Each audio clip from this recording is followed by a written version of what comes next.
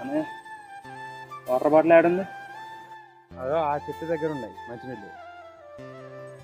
సరే నేను తాగేసి వస్తా. సరే.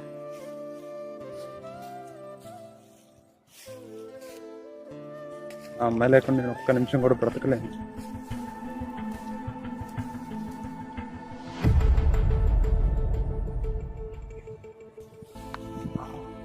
పురుగుల మందులో ఉందంటే ఇది అర్జెంటుగా వాళ్ళ అన్నయ్య చెప్పాల్సిందే.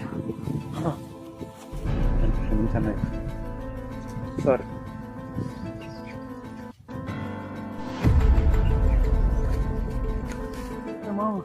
మీ తమ్ముడు పురుగుల మందు తెచ్చుకున్నారా?